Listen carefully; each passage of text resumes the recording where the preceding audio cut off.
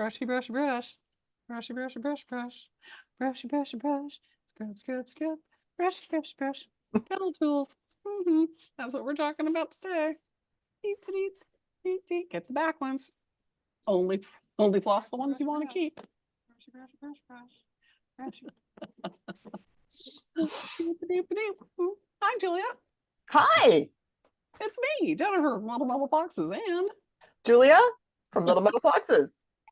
hey. So, we had coming up in conversation yesterday, a couple of things. One, happy fourth anniversary to you. I know, yesterday, the big 4 years. 4 years I of know. And we're still friends and we're still good friends, which is, having fun, I making know. each Love Helen too, even though she's not here. yep, yep, and Helen too. And but today we want to talk a little bit about dental tools. So we've got a little assortment of dental tools here, dee that are fantastic for not just cleaning your teeth, which they're great to have, but visit your dentist and floss regularly. But these can, if you go to the dentist and get, some little toothbrushes like this, or, leftover dental tools, these things are fantastic. But one of the things that came up in conversation yesterday with Helen and Julia and I was talking about converting your, yes, A electric vibratory toothbrush. vibratory toothbrushes into, or sonic toothbrushes into actual jewelry tools. So by taking the pick part of your dental tool and converting it to your vibratory sonic style toothbrush, Right. you can actually adapt the head. Now you can't do this with the kind of toothbrushes that have like motors going up inside them and Right. This one is just plain, it's only plastic here. If this one were right, a little further along, since this is my actual toothbrush, if this one were a little further along, I would cut the head off and do it. But yeah, yeah. But those parts I still have a couple months on this one. instead of throwing them away, adapt them for multi-purpose uses in your own studio. Right. So, I mean, dental floss is great in the studio. We all need some of that. Brushes like this are great. But if you have like an old battery operated or rechargeable one, like that one, Mhm. that And has, they're actually, I don't think these are, I mean, this one is kind of more the high end one because guess what? I'm using it on my actual teeth. And so I yeah, kind of wanted yeah, the good one. But I think that they're relatively inexpensive. I've seen like kids yeah, toothbrushes that absolutely. have like Disney characters and stuff on them. So I think a vibratory toothbrush with an inexpensive one that has several heads that come, Right. so you could get one and then put Yeah, several different attachments. absolutely, especially if they're the ones that have like interchangeable heads, because that gives you more options for more Oh tools. yeah, yeah. No, you definitely want one that does this, right? Yeah, But right. most of them are designed, well, okay, I shouldn't say that. There are plenty that are designed to be able to pop the head on and off so you can keep using this and not throw this away when this is used. Yeah, right. So if you have multiple heads that you can switch, you can Right. use it for multiple tools. So dental tools, Liking it. especially like this one's like the perfect kind because it's the plastic handle that Oh, nice.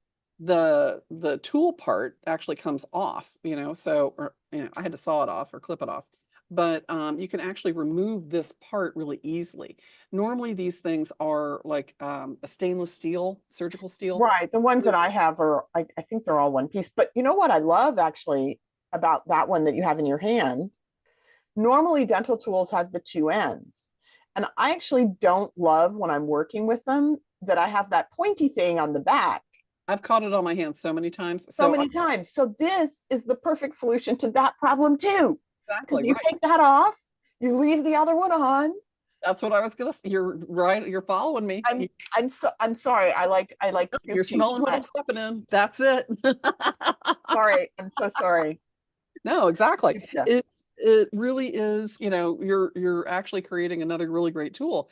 So, I mean, if you like both ends, you could totally take both ends off and use Right. them. And But most of the ones, like the ones I have, they have the same tip on both ends. right, Some dental tools have different ones, but right. most of the ones I have are all the same thing. I Yeah. guess I should have been more organized and gotten. Well, but the other thing is too, that these can be annealed and changed. So if Right. you need to turn them into something that is a different kind of like wax carving tool, for example, you can, yep, heat these guys up and forge them flat, sharpen them, Hmm. and you've got a new little shaped tool that you can use. So this one's Right. got like multiple bends in it, which is, kind of pain, but I can, Yeah. change it with some So heat. yeah, some of them it's like I get that they're useful for dental purposes, but they Yeah. are less adaptable for these. This is one of the ones that's all solid. Yeah. So Um, you could use, something like a grinding tool to kind of like cut that off if you want to. right. This one only has one end, which is Yeah. kind of Okay. nice, but So now this one only has one end, which is great. which is also good. But what I wanted to show you guys how to do is how to adapt these for that vibratory toothbrush, or the sonic. Hmm. So if it's a plastic toothbrush, and I'm going to flip over here to my other little camera, but all you have to do is with your jewelry saw, just cut the head off your toothbrush. So you've got like the little toothbrush part, and then you've got the adapter that like goes onto your ultrasonic. These usually are going to be like a solid plastic, and you can actually warm up your tool and just put it into the plastic, like sink it into the plastic. You could drill a hole and glue it, that works too, but a little bit of heat, especially if it's, kind of a close fit.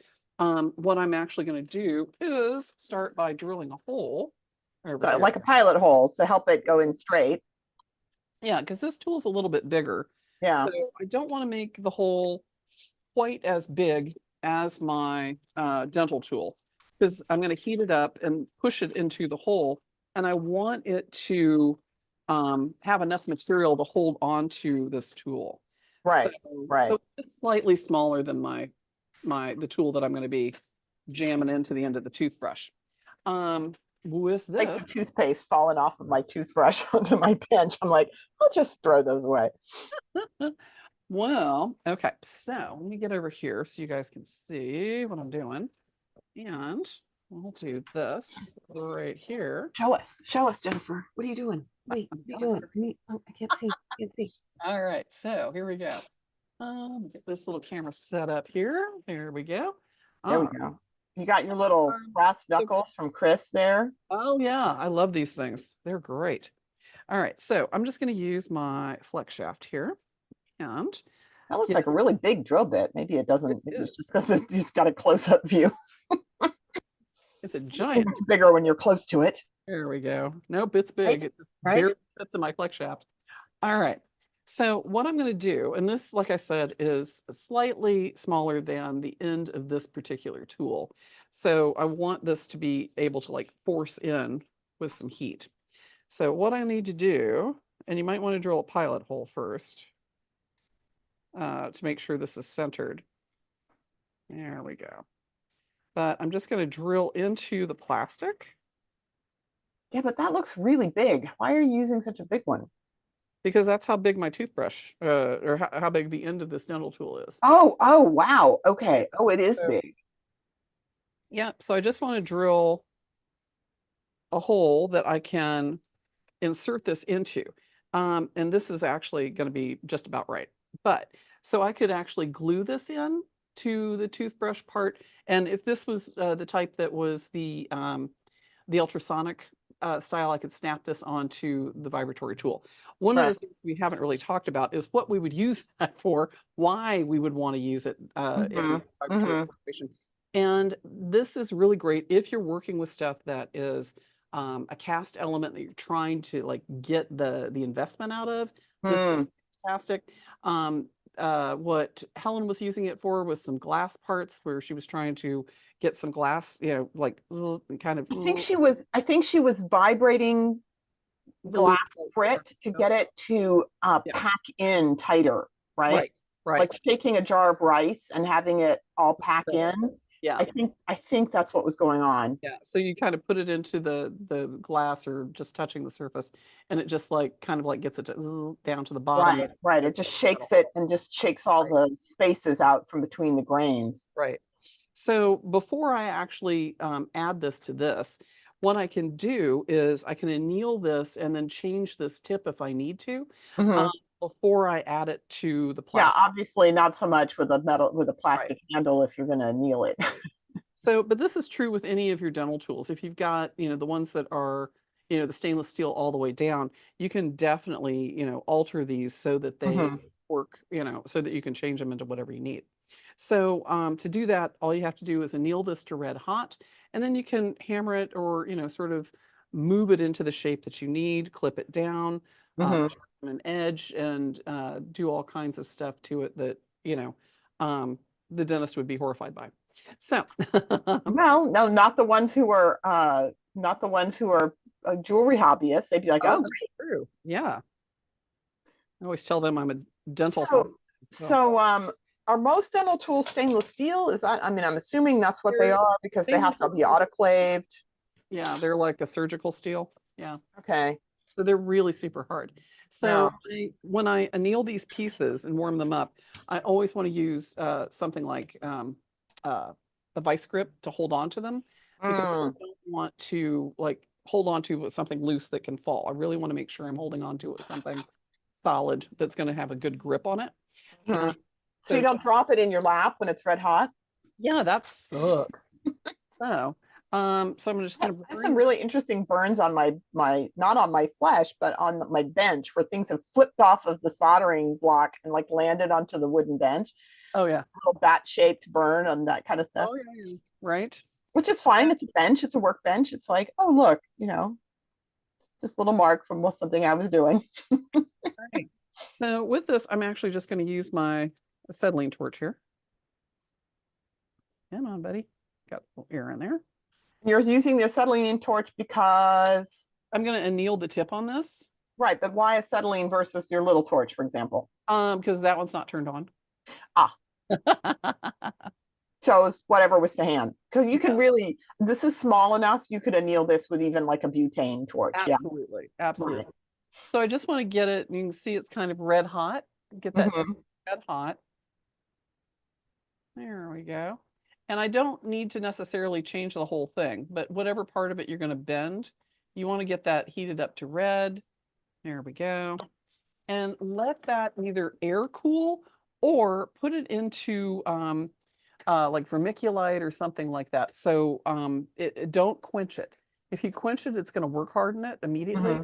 It's going to Well, it's uh, harden it. Work hardening it would yeah, harden it a harden it different way, but it immediately. will harden it. Yeah. So I usually leave it in my vice grips and just use, just let it air cool is Hmm. all you need to do. It's That, so small. I'm not sure that putting it in vermiculite would make that much difference. yeah, right. So basically I'm just heating it to red and then letting it cool. The vice grips are gonna, take some of that heat out Right. and let it cool a little more quickly. But this is how you anneal that steel at that, Hmm. right? So just Hmm. let that cool down.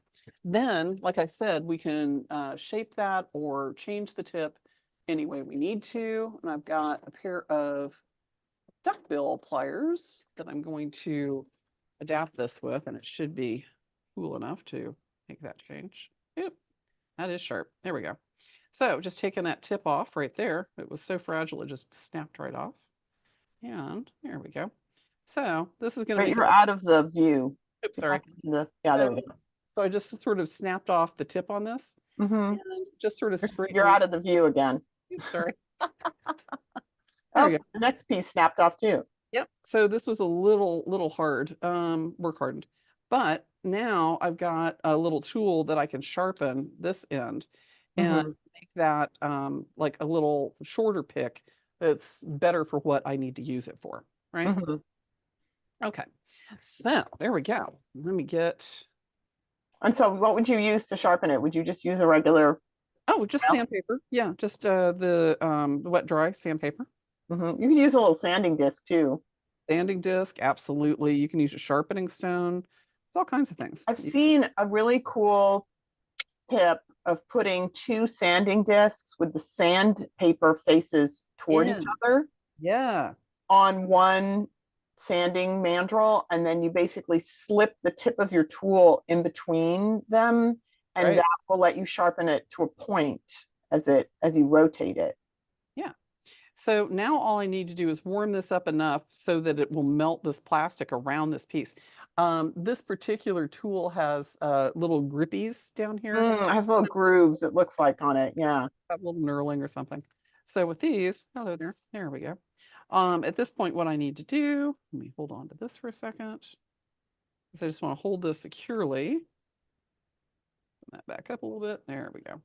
While I warm it up. Mm-hmm. And this part you can do pretty much with a candle. I mean, you don't need it real hot. But I do just want to warm it up to the point Right. where, Imagine if you get it too hot, yeah, it'll just you'll dissolve. find out soon. So yeah, so what I need to do is just kind of warm it up enough that my plastic is going to stick to it. There we go. Right. And kind of hold that together, give it a You're out little, of the view. oops, sorry. Give it a little squeeze with my pliers there. And that way, I kind of like joined it to the plastic of the toothbrush. Yeah. There I you go. love it. And like I said, you can use a little, super glue or epoxy or whatever you want, if you don't want to heat this up, Right. or if it's a tool you can't heat up. Right. Right. But now I've got my dental tool attached to the toothbrush handle. So if this is one that goes onto the vibratory thing, you can just, cut it off at the head, Mm-hmm. drill the You need hole. to drop your hands down or back you're just yeah, there you go. We just couldn't see you. Yeah.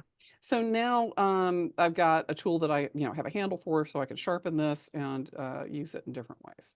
So gives me another tool that I can work with, and there you go. Cool. So yeah, let me see if I've got the to sharpen that. Let's come back over here. Hi there. There we go. I've got the little sanding disc that you're talking about. Here we go. So if you've got, these little snap over sanding disc, like Mm-hmm. what you would do instead of doing one of them at a time, you could put two on at a time on the end of this so they're facing in. Right. With the snap over ones, it's a little tougher. I was gonna say they because they are pretty tight on Yeah, it. You can't really put a second one on, but the ones that have a mandrel, screw mandrel. Yeah. or I guess if you put them on to something with this, I don't know. I mean, I've seen this tip, but I've never actually tried it. So this Yeah. is good. Yeah. Let me see. Let me grab my. Where are my discs? Where did I put them? Thought they were right there, but I don't see them there. Where are you, buddies? Let's see.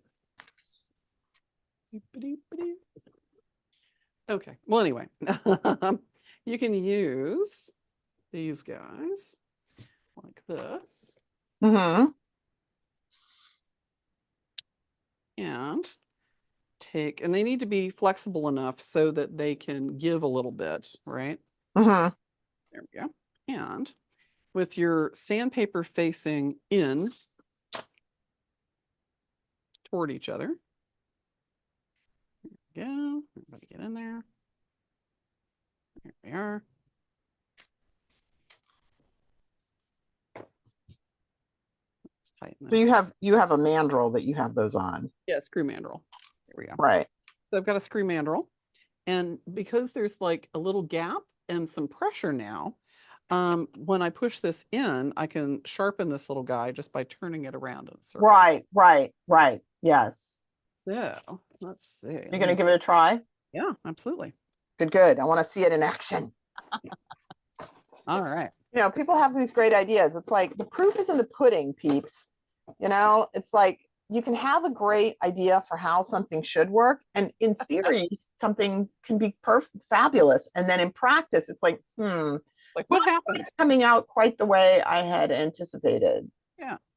So you just need to get the tool kind of in between those pieces. There we go.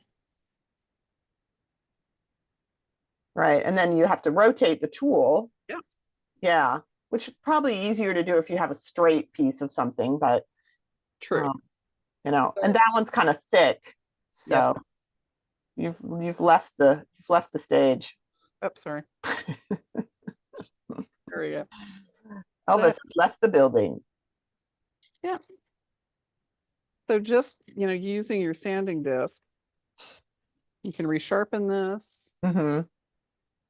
and it will, kind of reshape this and clean it up. Um, if you are going to be using it for, if you really want to sharpen it, you can use a sharpening stone. Hmm. But if I want to change the tip and make it a little, flatter on one point, if I want to make it a little sharper, I can use the sanding wheels to kind of change the face of this. The profile, Yep. right. Yep. So I've got a little bit of a sharper edge on Hmm. this. There we go. So sort of a flattened edge, and then I Hmm. can sharpen it this way. So it'll thin it down evenly, and I've got it pushed in between those two sanding discs. There we go. You can kind of see how that tip is. You have to back up a little bit here or get the focus. Oh, okay. Oh, nice. Yes, you sort of flatten the top and bottom off a little Yeah, bit. exactly. Yeah, So nice. this little like scraping edge that I can kind of work. Hmm. So whether I'm using this in the dental handle, as it is, as like a scorper to Hmm. scratch the metal, this would work fine. But as a vibratory tool, it can get into all those little nooks and crannies and loosen Hmm. up and just kind of break that stuff up. So altering, shaping, repurposing the dental tools, you could easily do that. If you've got a plastic tool like this, you want to be a little bit careful, obviously with heating this because you don't want to melt this plastic. But if it's a solid, tool, Right, like it's one of mine, right? I can just heat the whole thing up. You just have to make sure you're holding it in right, vice grips or fiber grip, cross lock tweezers or something so that absolutely. the And I would tool recommend handle vice doesn't grips. burn you. I would recommend vice grips because the cross lock tweezers, they have a tension on them that isn't designed to grip. The There, they kind of squirt stuff out. Yeah, they will. It has tendency to sort of like roll right out. Right. But yeah, but using something like that to adapt and change the tips, you're good to go. Hmm. So adapting tools like this happens all the time. And make it your own. You make the tool that you need for your job. So if I've got like a little thing that I really have got to get Oh, into your and sharpen. focus is off, my dear. Yeah, yeah. So if I've got a little section that I really need to kind of get into, Hmm. these little guys are great. So I can really like get that up and down and just Nice. send that to where I need it. So there you go. Ta-da. And because this is um it's annealed at this point, but I don't necessarily need to get this to a razor edge, for what Hmm. it's a pretty beefy tool. So I don't really need to, heat harden this at this point. Hmm. It should maintain that edge pretty There's well. not really a major, depending, well, I mean, unless you were making a scorper or something that you were designing that was supposed to cut into the metal, there's, it's fine if it's annealed, because if really all you're trying to do is like scratch wax or remove investment, Right. maybe having it be a little softer might even be an advantage. Yeah. So, but it's still pretty, I mean, because it's a surgical tool steel, it's still pretty. Yeah, So, I mean, this will still, scratch up some it'll metal. scratch your metal if you're not careful. Yeah. So, but there you go. So, tool adapted. There you go. Love it. So that's my tool tip for this week, adapting uh adapting your dental tools to do what you need them to do. And you had an example of the dental floss for the Oh, bezel. yeah, yeah. So, I mean, this is a classic, right? I mean, I think I learned this in my very first metals class with Virginia Causey at Pratt Fine Arts Center, and I've taught it in every beginning metals class that I've ever taught. Um, Mhm. so, dental floss is your friend if you're testing a stone in a bezel, because you can push the stone into the bezel with the dental floss under it. And then, if you don't have a hole on the back of the bezel, like this one doesn't have a hole, Right. you can pull on the threads and pull the stone out. Now, inevitably, someone is going to stick a stone in there without the dental floss. And so then the question is always, well, now how do you get it out? And my go-to method is sticky wax. Sticky wax. And if you have something that's like a toothbrush that's a vibratory tool, a lot of times you can put it on the back and just rattle the stone out. If the stone is loose enough, sometimes the stone is not. Yeah. So, but this is also why I would always, um, I would always urge my beginning students to cut something out of the back of their bezel. Don't just make a round hole. That's boring. Make a hole and then like saw it out, make some kind of fun shape, Yeah. on the back, Well, because it allows you to get in there to push the stone out if you need to. have an exit strategy, basically. Have an exit strategy, and it just makes it more interesting. It means the back of the bezel, when people always turn their jewelry over and look at the back, and so if you have something there for them to find, it's a nice little surprise and delight for the person who's. Well, the other thing that I always want to be careful about with the dental floss behind the stone is that if you've made your bezel tight enough for your stone and it's a good fit, Right. putting a piece or two of dental floss in there, because some people will like make an X to put it in there. Mm-hmm. Sometimes if it's tight enough for your stone, it's not tight enough. There's not enough room. There's not enough room to put the stone and the dental floss in there. And I've had people that have taken classes, stone setting classes, and they like their go-to is that floss, and they like jam it in there with the stone, and have I've seen this happen. These three things happen. One, they'll pull the dental floss really hard, and it like tears their bezel, like you know, Literally, like opens it like a tin can. almost, yeah. And so it like bends that, and the ends come down because it's like trying to like oval out. So you have to be really Right. careful. What you're talking about is if you grab it like this and you pull, And you pull, and it will tear down on the sides of the bezel. like, yeah, and kind of No, you're supposed to put the two threads together, up. pull Yes. this way. Yes. So I've seen when somebody has done that, when it only has like two threads on it, they've gone like poink, and the thing has slipped out like a butter bean because they pulled it with so much force, and the stone has shot off, and either once it just a couple of times they actually disappeared, they couldn't find them, and once it actually broke the stone. So because it like went flying across the room and hit the floor and cracked the stone. So you got to be a little bit careful about that. Make sure you've got kind of a nice secure setting when you're pulling it out. And the third thing I've seen it do, this is why I don't usually taught a lot of beginning classes. You have seen everything go wrong that can go wrong, which is great because then you can bring that to the table. Because I've seen people like take the dental floss and they can't get the stone and the dental floss out because it's too tight now. And they've actually been like trying to get it out, and it cut the dental floss on the edge of the bezel. I've certainly seen that, and so now it's wedged in there, right? Not only is your stone stuck in there, but it's stuck in there with your dental floss. Right. So you got these little tufts of dental floss coming up the side, and you have to just taunting you, little tufts taunting you that you can't get hold of with the pliers or anything. No, and it's almost impossible to get your bezel down completely because now you've got like fluff underneath. No. Yeah, you can't. And usually people are testing.